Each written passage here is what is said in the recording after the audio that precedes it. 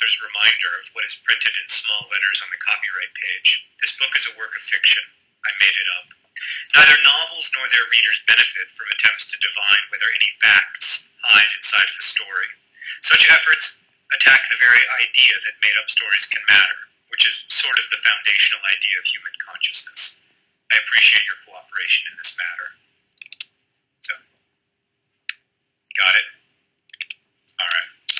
This is the real beginning of the book. Chapter 1. My mother thought I was depressed, possibly because I rarely left the house, spent quite a lot of time in bed, read the same book over and over, ate infrequently, and devoted quite a bit of my abundant free time to thinking about death.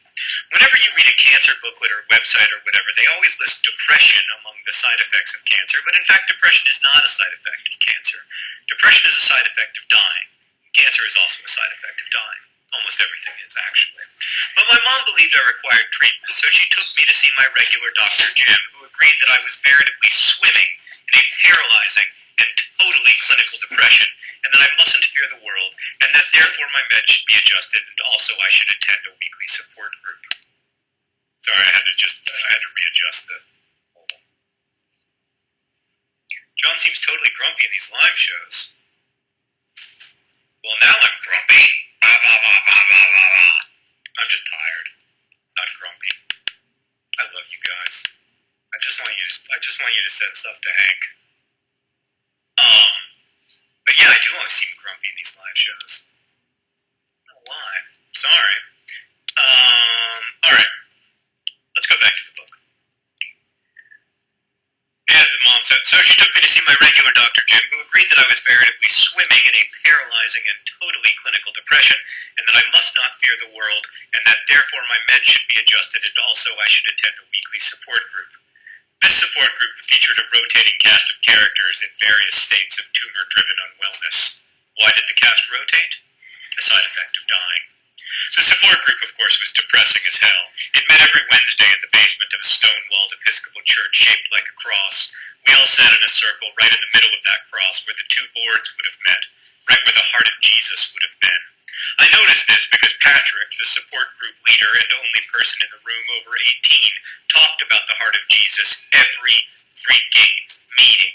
All about how we were sitting right in the very sacred heart and how we should always remember that children with cancer are in God's heart. So here's how it went in God's heart. The 6 or 7 or 10 of us walked/wheeled in, grazed at a decrepit selection of cookies and lemonade, sat down in the circle of trust, and listened to Patrick recount for the 1000th time his depressingly miserable life story. How he had cancer in his balls, and they thought he was going to die, but he didn't die, and now here he is, a full-grown adult in a church basement in the 137th nicest city in America, divorced, addicted to video games, mostly friendless, eking out a meager living by exploiting his cancer-tastic past, slowly working his way toward a master's degree that will not improve his career prospects, waiting, as we all do, for the sword of Damocles to give him the relief that he escaped lo those many years ago, when cancer took both of his nuts, but spared what only the most generous soul would call his life. And you too might be so lucky. Then we introduced ourselves, name, age, diagnosis, and how we're doing today. I'm Hazel, I say when they get to me. 16, thyroid originally, but with an impressive and long-settled satellite colony in my lungs, and I'm doing okay. Once we got around the circle, Patrick always asked if anyone wanted to share, and then began the circle jerk of support, everyone talking about fighting and battling and winning and shrinking and scanning. To be fair to Patrick, he let us talk about dying, too, but most of them weren't dying.